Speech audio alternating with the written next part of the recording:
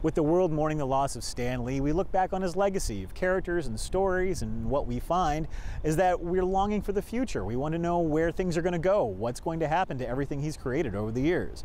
Well, we find that some of the writers out there are eager to get on board and show you exactly how they plan to honor Stan Lee, starting with Spider-Man. Finding your place in the world is one of the most difficult things we'll ever do in our lives. But for Saladin, there was no question. From a pretty early age, I was writing little comic strips and making up stories. Growing up in Detroit, he, like millions of other children, found a place within the pages of comic books. I was born in the south end of Dearborn and grew up in the south end and East Dearborn and went to Fortson High School. Comic books, particularly Marvel comics, really taught me to read. I didn't necessarily have the kind of best formal education around in my early years. There were always books and there were always comics around. And even when I found books intimidating, comic books were always accessible to me. Saladin has been writing comic books for years, including the book Abbott, which told the story of a young African-American journalist in Detroit during the 70s. But now, he's taking on a daunting task and starting a new line for one of the most recognizable heroes on the market. Saladin says that finding his voice in comics has had a positive side effect, being a role model to the children he connects with.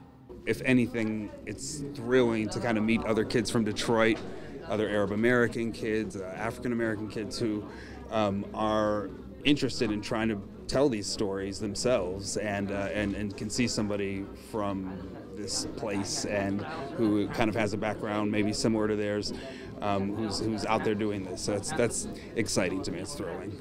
Detroit born, Detroit proud. Scott Adams, Fox 2 News. Every year, the Dearborn firefighters and Santa come to visit the center to deliver toys. Hundreds of toys, in fact, all delivered by the Dearborn Fire Department on their annual trek from Dearborn to Ann Arbor. We run a really big Caring for Kids program at Christmas time. A lot of our families really can't afford Christmas for their children, and so the Dearborn firefighters help us out every year, bring us a bunch of toys. Dr. Susan Youngs is the medical director at the Beaumont Center for Exceptional Families, treating children that have developmental disorders. Every year, she helps organize the program jointly with the fire department to bring holiday cheer to the families in need at the facility. It just brings a lot of joy to the center. Mary Gazewski, the mother of children that are treated at the Beaumont Center, couldn't agree more. It means a lot because we know a lot of families that struggle every year with the holidays, and just to have them alleviate a little bit of that stress is amazing. Finding a way to help the community be just a little happier is why this annual journey for the last 50 years of the Dearborn Fire Department means so much to everyone involved, from the firefighters to the staff and of course the families. But those aren't the only people spreading cheer. I mean, who doesn't love to meet Santa, so.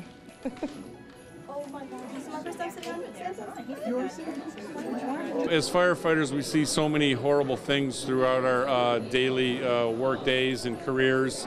This just makes us forget about that stuff and see the other side of it, where we're making people happy. Instead of seeing people at their worst times, we get to see them at their happiest. Firefighters filling the halls and hearts of families in need during the holidays.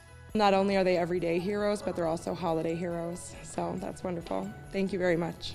For Fox 2 News, I'm Scott Adams reporting. In the wake of a newly instituted policy, immigrant families are being separated at an alarming rate, with children finding temporary homes all across the country, including here in Michigan.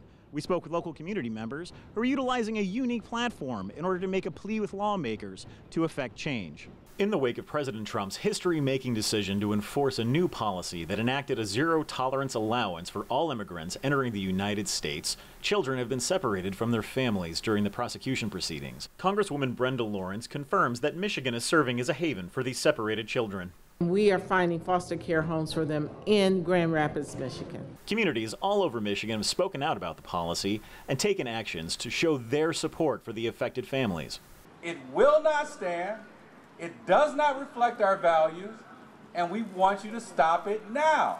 The NAACP Juneteenth gathering at Salter Park in Harper Woods was originally organized to celebrate the day that signifies the end of slavery in the United States. Now, the attendees took this time to speak out about the separation of immigrant families to support them in their time of need. We're encouraging everybody to call their senators, call their congresspeople and say, this can't stand. Greg Bowens is the NAACP chapter president for Harper Woods, offering a message of change as opposed to zero tolerance. People risk their life to get here, and we dismiss that risk by locking them up. It's shameful. We need to change it. The NAACP invited speakers, singers, and even actors to the event to relate to those in attendance the importance of this day in history, taking the opportunity to address President Trump's policies, joining those gathered in prayer. And we give thanks for the future that will be brighter than our past. According to some, presidents past would have seen things differently as well. I think Lincoln would give a little more thought to what he was going to do than the current president does. Those affected by this zero-tolerance policy will continue to find a place to stay in Michigan. And as a community, Michigan advocates will continue to support the families facing separation any way that they can. The passion displayed by those gathered today showed a strong support for the imprisoned immigrants and their loved ones. The hope being from the community that the call to action will be loud enough for lawmakers to effect change. In Harper Woods, I'm Scott Adams, Fox 2 News. Dream Cruise. A weekend for car lovers of every type to sit back and enjoy the spectacle of hundreds upon hundreds of beautiful pieces of machinery, from classic rods to modern gems. But on the Wednesday before we get to the main event, this is Corvettes on Woodward. This is an annual event we've been attending for a lot of years. We're here with a bunch of other Corvette owners enjoying the beautiful day and looking forward to doing a little ride down Woodward. Corvettes on Woodward is an event that brings, you guessed it, hundreds of Corvette owners to the Motor City. You'll see cars here from every state in the Union. I get 15 minutes to get all these cars out onto Woodward. And we do it. The people that come to Corvettes on Woodward share his passion. And looking at some of these cars, can you blame them? But of all the cars that are showcased during Dream Cruise, why Corvettes?